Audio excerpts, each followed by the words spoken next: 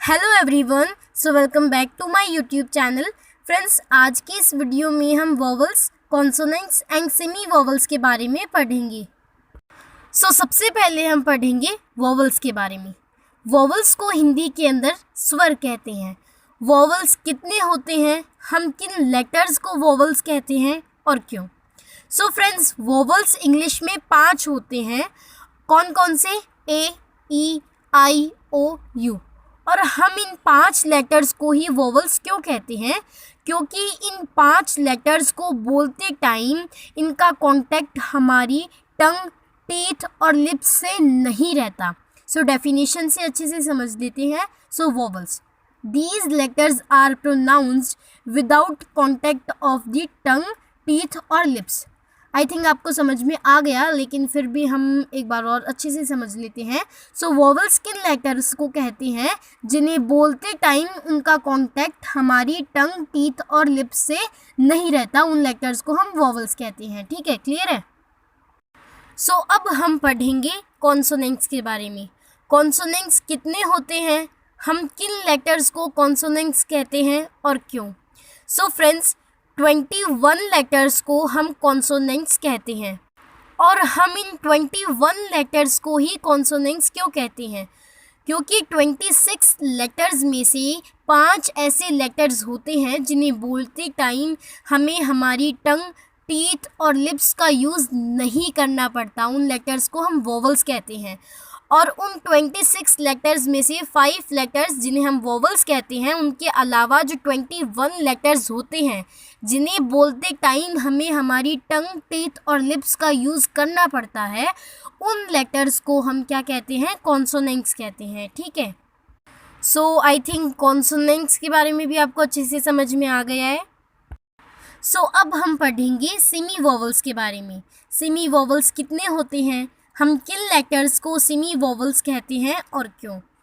Friends, semi vowels 2 होते हैं। कौन कौन से? W और Y। अब आप सोच रहे होंगे कि अभी जस्ट मैंने 1 मिनट पहले बताया है कि 26 लेटर्स में से हम 5 लेटर्स को वोवेल्स कहते हैं और बाकी के 21 लेटर्स को हम कॉन्सोनेंट्स कहते हैं। तो W और Y कॉन्सोनेंट्स में ही आती हैं, तो फिर ये सेमी वोवेल्स कैसे हुए? अभी मैं बताती हूँ कि ये सेमी वोवेल्स कैसे हुए।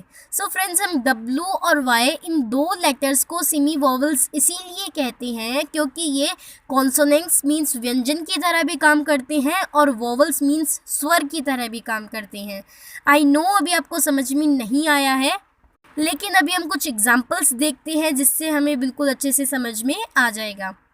तो पहला एग्जाम्पल है हमारा वर्क, WORK, वर्क। यहाँ पे W से किसकी साउंड निकल रही है? वह की साउंड निकल रही है। W यहाँ पे किसकी तरह काम कर रहा है? कॉन्सोनेंट की तरह काम कर रहा है। यहाँ पे W क्या है? एक कॉन्सोनेंट है। ठीक है, वहीं पे ही हम हमारा दूसरा एग्जाम्पल लेते हैं, क्रो, CROW, क्रो। यहाँ पे W से किसकी साउंड निकल रही है? O की साउंड निकल रही है, क्रो। यहाँ पे W किसकी तरह वर्क कर रहा है? एक वोवेल की तरह वर्क कर रहा है। यहाँ पे W क्या है? एक वोवेल है। ठीक है, ये 2 एग्जाम्पल हो गए W के। अब हम ऐसे ही 2 एग्जाम्पल देखते हैं Y की। पहला एग्जाम्पल है हमारा येलो, YELLOW। यहाँ पे Y जो है वो एक कॉन्सोनेंट की तरह काम कर रहा है ना। और वहीं पे ही हम दूसरा एग्जाम्पल देखते हैं, हाइड्रोजन, HYDROGEN। यहाँ पे Y से किसकी साउंड निकल रही है? I की साउंड निकल रही है, जो कि क्या है? एक वोवेल है। यहाँ पे Y किसकी तरह वर्क कर रहा है? एक वोवेल की तरह वर्क कर रहा है। आई थिंक अब आपको समझ में आ गया है कि हम W और Y इन 2 लेटर्स को सेमी वोवेल्स क्यों कहते हैं। लेकिन फिर भी अगर आपको कोई डाउट हो तो आप कमेंट सेक्शन में कमेंट कर सकते हैं। अब हमने वोवेल्स के बारे में भी पढ़ लिया, कॉन्सोनेंट्स के बारे में भी पढ़ लिया और सेमी वोवेल्स के बारे में भी पढ़ लिया। और अब हम पढ़ेंगे आज की इस वीडियो के लास्ट टॉपिक को, वो है अल्फ़ाबेट और लेटर्स के बीच का डिफरेंस। फ्रेंड्स, बहुत सारे लोग कंफ्यूज हो जाते हैं और अल्फ़ाबेट और लेटर्स को एक ही चीज़ मानते हैं, लेकिन आज की इस वीडियो में मैं आपका ये भी डाउट क्लियर कर दूंगी।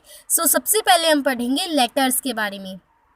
सो फ्रेंड्स, जैसे किसी भी लैंग्वेज को बोलने के लिए हमें सेंटेंसेस की हेल्प लेनी पड़ती है, किसी भी सेंटेंस को बनाने के लिए हमें वर्ड्स की हेल्प लेनी पड़ती है, और किसी भी वर्ड को बनाने के लिए हमें लेटर्स की हेल्प लेनी पड़ती है, जो सबसे छोटी यूनिट होती है, राइट।